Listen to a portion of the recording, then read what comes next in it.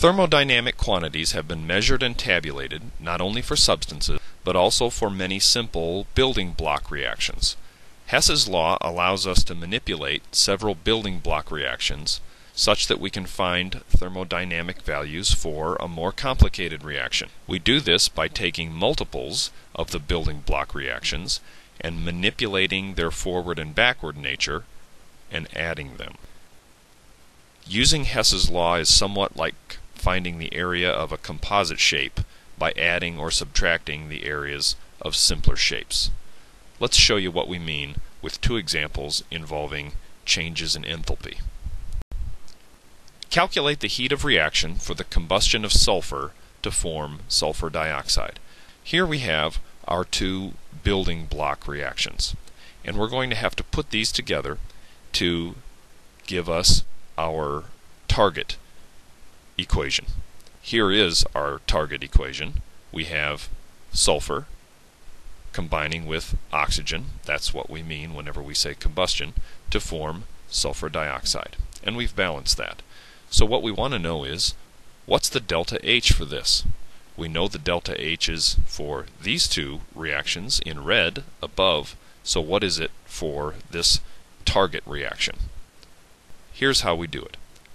We look in our target reaction, and then we look in our building block reactions, and in this case we see that S8 is on the reactant side on both of these. So we're just going to take that building block reaction and just write it down. I haven't changed anything. I've just simply copied this building block reaction down here. What else do we have? We can see that in our target we want 8 moles of SO2 gas on the product side. And the only place that SO2 appears in our building block reaction is on the reactant side. What we need to do now is take that building block reaction and I need to flip it backwards. And when I flip it backwards, obviously the products become reactants and the reactants become products, and in addition the sign of the enthalpy change will be flipped. Now I've colored this in gray because if you're writing this down, maybe you won't want to write this down quite yet. So you can see what's happened here. The products and reactants have flipped sides, and if you look in the upper right corner, the negative 198.2 down in the lower right corner has now become a positive 198.2. At least now we have the SO2 term on the correct side of the equation, because in our target it needs to be on the product side, and that's what we have. The problem now is that in our target we need 8 moles of SO2, and in our building block reaction we only have 2.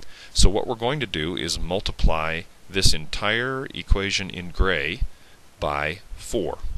And when we do that, of course the coefficients all go up by a factor of 4, and the delta H will go up by a factor of 4. So I'm going to do that now. So if you're writing things down, now you can write down this equation.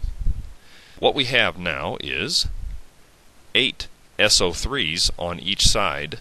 If we were to add up these two equations in black, you can see that the 8 SO3s would cancel, which is perfect because in our target equation there is no SO3 that appears. Furthermore, we can see that we have 12 moles of O2 gas on the reactant side and 4 moles of O2 gas on the product side. We can reduce that to an effect of 8 moles of O2 on the reactant side. We also have 1 mole of S8, and on the product side we have 8 moles of SO2, which is exactly what we want. We need to manipulate these building block equations such that when we add them we get our target equation. And once we can do that, we then simply add the delta H's, and that will be the delta H for our target reaction. We can do this same process for delta S's, that is change in entropies. We can do this for delta G's, changes in free energy. I've just chosen to do this example with enthalpy. The next example will also involve enthalpy. Let's calculate the change in enthalpy for this reaction. 5 moles of carbon plus 6 moles of hydrogen give us 1 mole of pentane. Here are the building block reactions that we have to work with.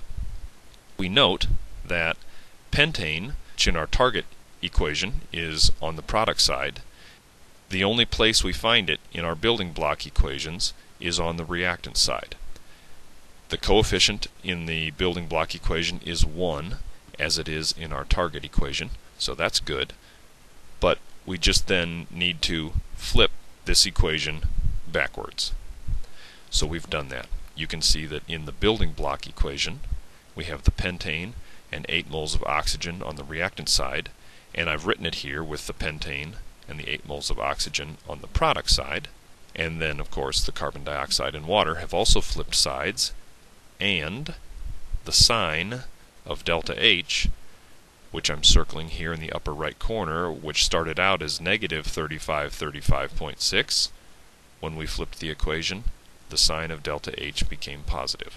We've taken care of our pentane. What else do we have?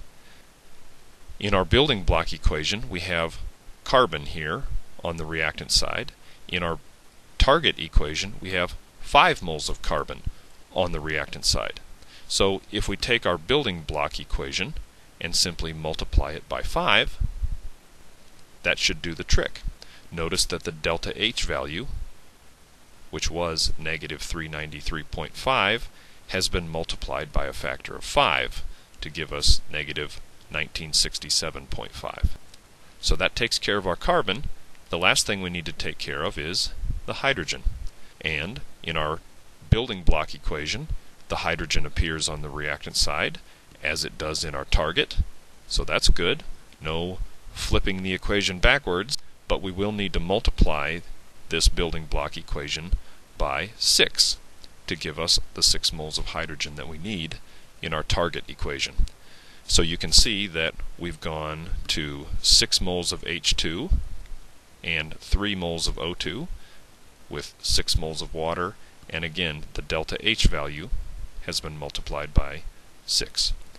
So let's check and make sure that these 3 equations that we have manipulated will in fact add to give us our target equation. We've got 5 moles of CO2 on both sides, so those cancel. We've got 6 moles of water on both sides, so they'll cancel.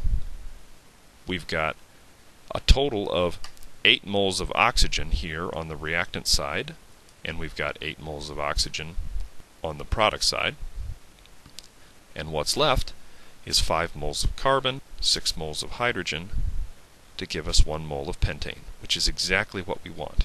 So we know we've done this right, and to find the delta H for this target equation, we simply add the delta H's from these manipulated building block equations.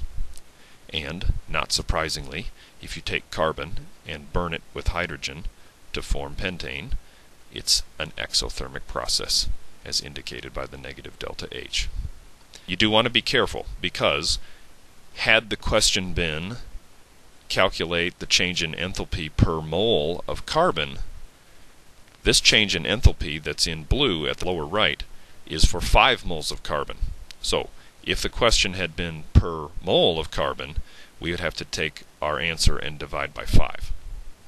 Again, you can do this Hess's law process for delta G and delta S as well. We've just done a couple of examples with delta H's.